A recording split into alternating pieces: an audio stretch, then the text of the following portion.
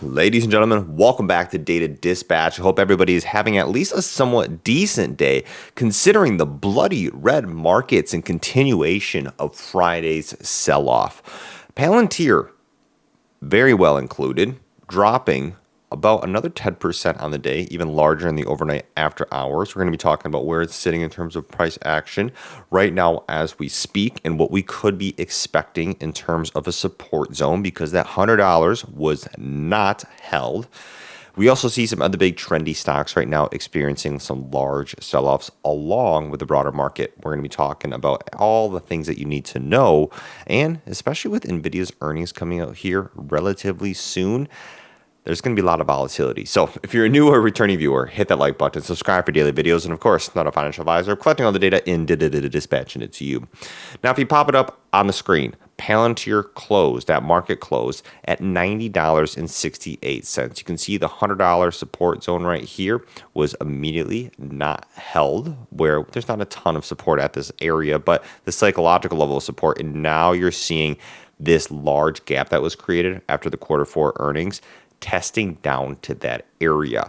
A lot of people expecting, could there be a buyback at the 84, a reversal right here, waiting to fill that gap? That's what's happening right now as we speak. Because where Palantir sits at right now is at 88.71. So the fact that it's still continuing to trend downward, and on top of having no actual individual bearish news with Palantir, this is all still just a general reaction of what we're seeing from last week's news. And that was the share filing from the CEO about the amount of shares that he has the ability and plans to sell over the next 6 months or till September or whatever it was. And then, of course, with the defense budget cuts from the government. But we talked about how Palantir could actually be a winner in this case.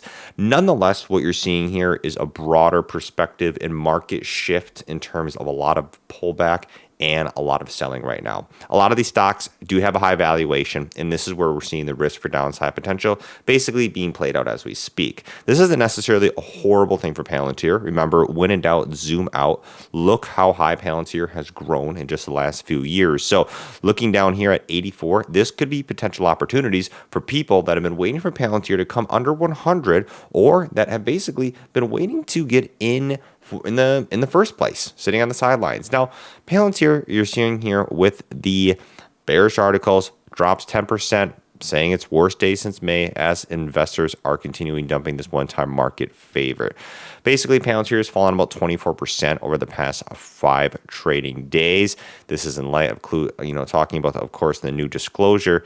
And what we're talking about here is just the risks for downside potential. How fast has Palantir, really accumulated? This market is basically just going all into trying to bring a lot of fear into the investors.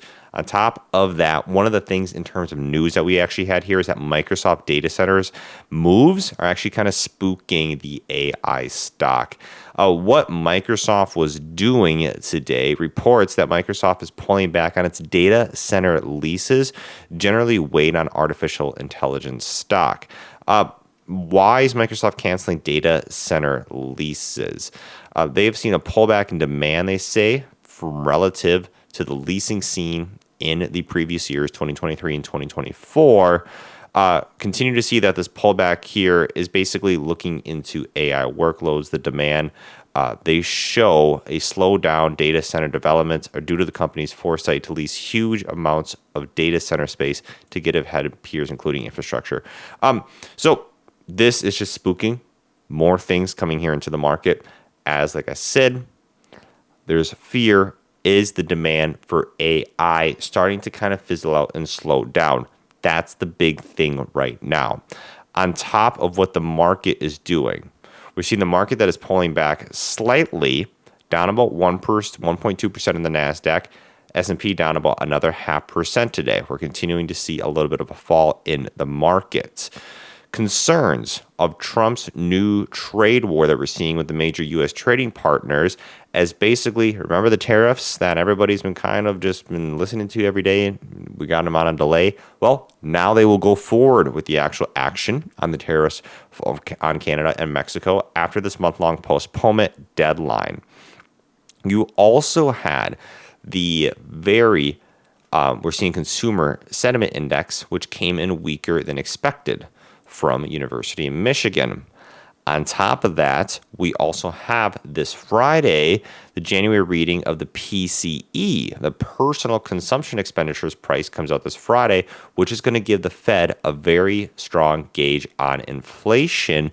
And this is going to further kind of insinuate what's happening with inflation. And in regards to that, what's going to be happening to interest rates. On top of that, you also have NVIDIA reporting their earnings on Wednesday. We'll be talking about this in a few moments. Let's talk about another big stock that shares tumble today in the after hours. That is Hims and Hers stock. We're going to be talking about why, because they beat their earnings, but there was one statistic and some important things in the actual earnings call that scared a lot of investors. Because Hims and Hers closed at 51.31, but right now tumbled about 20% in the after hours, sitting right now at 41.95 down here. Hims has had a large explosion into its marketing, into its actual revenue, and reported the results on Monday, beating analyst expectations. Revenue even increased 95% from a year earlier to $481 million during the period.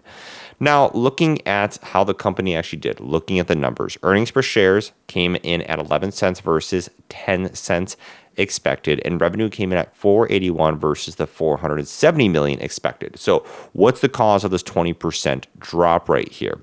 One of the big things was the company's gross margin, or the profit basically left after the accounting for the goods and the solds, was 77%. Compared to the expectation of 78.4%. Now, I don't think this is one of the, yes, this has a negative impact in terms of their actual margin, just missing it about 1%, though, I don't think was the key reason is these shares coming down about 20%.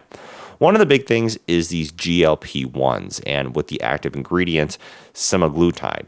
Now, semaglutide and GLP-1s is for Ozempic, a very, very popular weight loss drug, and this has been a breakout star. The company said that its GLP-1 offering generated more than $225 million in 2024. This just this last year. However, the way they have actually created this is with a compounded type of drugs. Now, these compounded drugs are basically custom-made alternatives. They're like synthetic alternatives to the brand name drugs. You can kind of think of it maybe like a generic designed to meet a specific patient's needs. And the FDA allows them to actually produce these compounded drugs or these alternatives to the brand name when they are in a shortage. However, the FDA said on Friday that we'll actually start taking actions against compounders for violations in the next 60 to 90 days due to the fact that the shortage of the injection products has been resolved. So this major revenue maker for Hims is kind of now in jeopardy because now that the actual shortage of the injection products has been resolved and the FDA came and said that they're going to be looking for compounder violations over the next 2 to 3 months, Hims and Hers on the actual earnings call stated that as a result that their compounded formula for the GLP-1 will likely not be offered on the platform after the first quarter, and they have actually started notifying customers in the coming month or two that they need to start looking for alternative options. That's the big scare, I think, right there, causing that 20% drop. Now, where does Hims go from here? Where does Hims take this? It'll be interesting to see. We'll be keeping an eye on the price action because it has been doing fairly well since the beginning of the year. Since the beginning of the year, Hims is down here at 26 and had a large increase in market capitalization up to about $72. So sitting at $11 billion market cap, we'll be keeping an eye on this. Could there be another buy the tip opportunity just for Hims? Looking at NVIDIA, going to be reporting their quarter for earnings on Wednesday. One of the big things is these tariffs and export control that threats the actual kind of outlook of NVIDIA. Rather than their numbers, one of the big key concerns for NVIDIA has usually been its supply constraints, its competition. Remember when DeepSeek came out here, this also could push customers to purchase less expensive chips over time, and looking at their data centers. Now, talking about NVIDIA and looking at this really big tech giant right here, I think we're not going to see a ton of trading action occurring until we see what happens with NVIDIA. And I think this is going to be a big gauge indicator on what we're going to see in terms of a bullish or a bearish momentum in a lot of the AI stocks across the board. One of the potential issues with NVIDIA is that right now it's facing the potential threat of placing tariffs from the new administration on chips imported from Taiwan. Now, we know that NVIDIA works with TSMC to build its processor, which produces many of those chips in Taiwan. So this could cause different type of supply constraints. We'll see what happens. Nonetheless, only a few days until that happens. Looking at Big Bear, you guys have been wanting me to kind of covering this more. Big Bear actually has a decent pullback today.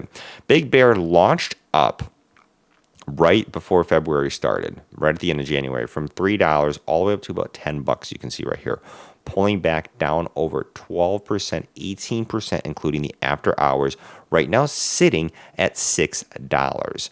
Now, Big Bear, nothing happened individually within this company today, but why this is basically falling is likely following Palantir's pullback. A lot of the AI scares that we're seeing in these individual stocks, and with NVIDIA's fourth quarter earnings report scheduled for release on Wednesday, it's going to be influenced by that too.